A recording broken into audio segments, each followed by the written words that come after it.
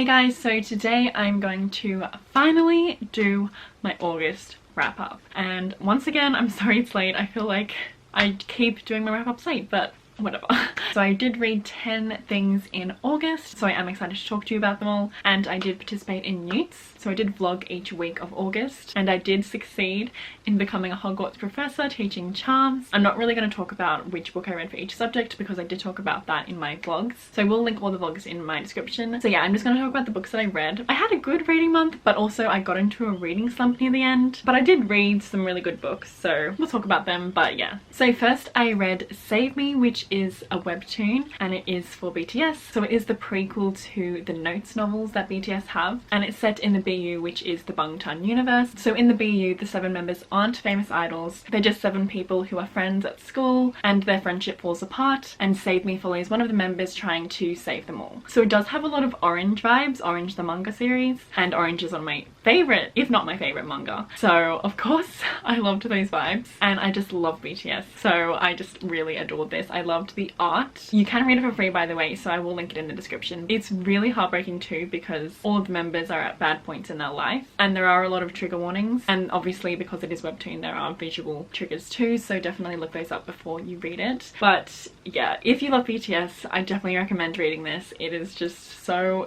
good, and I can't wait to read the notes. And I gave this a 5 out of 5 stars. The next book that I read was a reread, and that was my reread of Harry Potter and the Prison of Azkaban, and I listened to the audiobook, the Stephen Fry audiobook, and I just love the Stephen Fry Harry Potter audiobooks. They're so magical, and I loved this reread. Ever since I reread this, I've been really wanting to pick up Goblet of Fire, but I've been waiting for the illustrated edition to come out. So yes, I'm patiently waiting for the illustrated edition to come, well, be released, so I can continue my reread. But yeah, there's not much more I can say. Of course, I love Harry Potter so much. This was I believe this was my 4th time reading this. Every reread I pick up on different things, and it's just so fun, and it just makes me feel cozy and at home. And of course, yes, 5 out of 5 stars. I love this, of course. The next book I read was another 5-star read, and that was Frankly in Love by David Yoon. This is the ARC copy, and it is out now. It did come out in September, but I just loved this so much. This basically follows Frankly, who is Korean American, and he falls in love with a white girl, which is a problem since his racist parents want him to only date Korean girls. So to solve this problem, he ends up fake dating Joy Song, who is his Korean friend, who is in a similar position to him. So yes, it does have the fake dating trope, which I loved, and it is a love story, but it's also so much more than that. It really explores race, complex family relationships, identity, so many important themes, and so many things that I could relate to personally. This is also own voices for the Korean representation, and as you can see, I have so many tabs. There are just so many quotes that I loved, so many moments that I loved. The characters are so great. I love the friendships too, and there's definitely a lot of humor throughout. It did make me quite angry at times since Frank's parents can be so racist, so there's definite trigger warnings for racism, and there is also trigger warning for cancer and cheating. But yeah, I was so hyped for this, and I'm so happy it didn't disappoint. It's definitely one of my favorites of the year. I just absolutely loved it. One of the best contemporaries I've ever read, and like I said, it's really personal to me, so it just means a lot. And this is becoming a movie, so I really can't wait for the movie.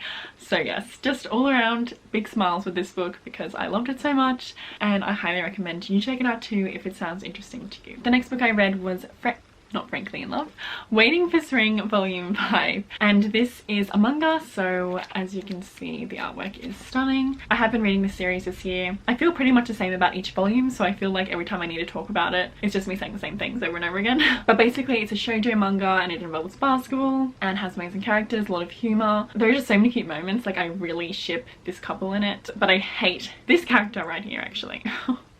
I absolutely hate him, so every time I read a volume I do get angry because he's so freaking annoying. But I still love this series. I gave this 4 out of 5 stars. I'm pretty sure I've given most of them 4 out of 5 stars, and I think I'm like halfway through now. I believe there's going to be 10 or 11 volumes, so I'm slowly making my way through the volumes. But yeah, this was super enjoyable, and like I said, 4 out of 5 stars. The next book I read was Mindhunter Inside the FBI's Elite Serial Crime Unit. So I listened to this one on audiobook, and I really enjoyed it. I think I gave it a 4 out of 5 stars. This is non-fiction, so if you're into true crime, I definitely recommend this book. I think it was really well done. There were some minor criticisms that I had, like I feel like sometimes the author was a little bit too braggy. I'm like, okay.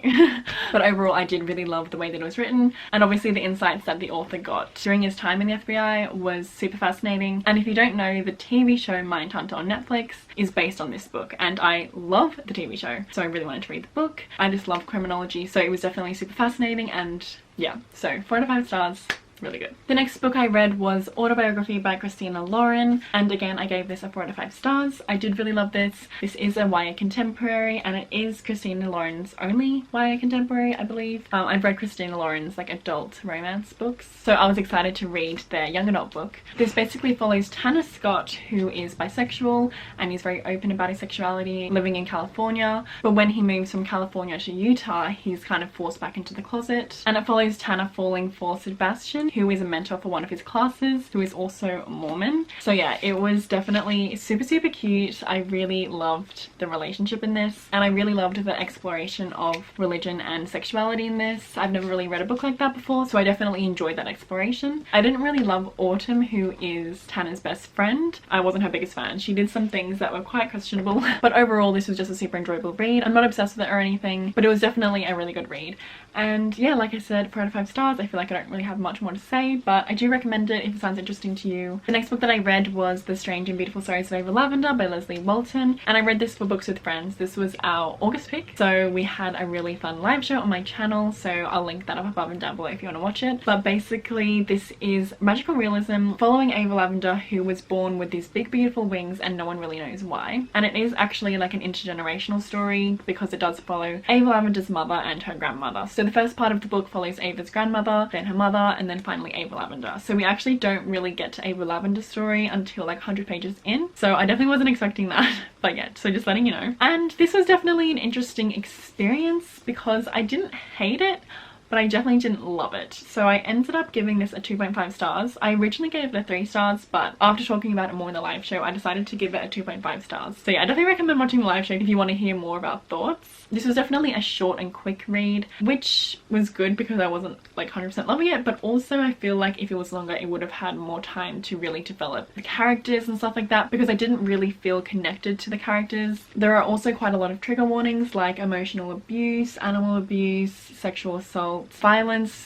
suicide. Yeah, a lot of trigger warnings. I honestly thought this was going to be like a new favorite book because so many people that I have similar reading tastes to love this book, and has like that flowery writing that I usually love, but I didn't love the writing style in this. I just didn't connect to it, and I thought it was too vague. A lot of the time I didn't really know what was going on and I didn't love that. Also, my favorite character was Leslie's grandmother. Not Leslie, sorry. Ava's grandmother, and I got super into her story in the beginning, but then we started focusing on Ava's mother and I was like, oh. So I also have mixed feelings about the structure. Like, it was cool because it was unique, but I feel like it left you unsatisfied and like you couldn't fully connect to the characters. There were some good characters and some good moments, but yeah, overall it wasn't my favorite, so I gave this a 2.5 out of 5 stars. The next book that I read was Fence Volume 3, and this is one of my favorite graphic novel series. It's so freaking good. I gave this a 5 out of 5 stars. I've been looking forward to this all year, and it finally released in August. Yeah, this is my favorite volume yet. I've given them all 5 stars, but this one was just like a whole new level. This is a very slow burn series, like not much happens each volume, but some really exciting things happened in this volume, and I love the characters. If you don't know, this is basically set at a boarding school and it involves fencing, and there is a lot of representation, which I really love. It's also just so hilarious. There are so many moments where I was literally laughing out loud. I don't know, I just love it. I love the art style too. It just makes me want to fence and go to this boarding school. Like, it's so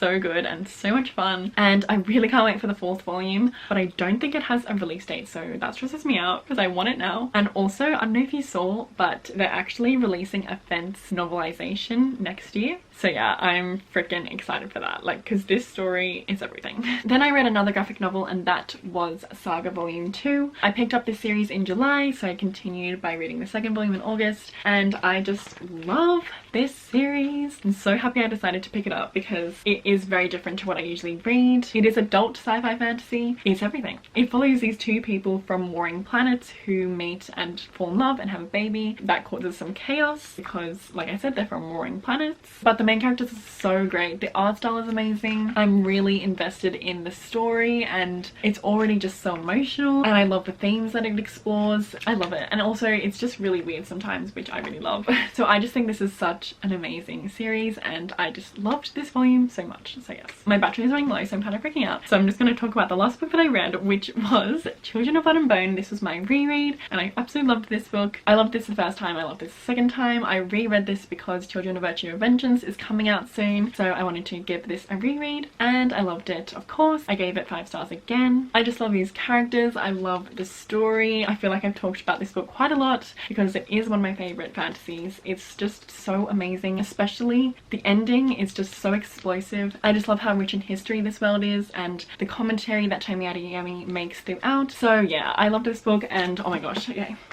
the battery's running low. Okay, those were all the books that I read. So I really hope you guys enjoyed this video. I would love to know what you thought of the books that I read. So yeah, I hope you're having a good day and night and I'll see you in my next video.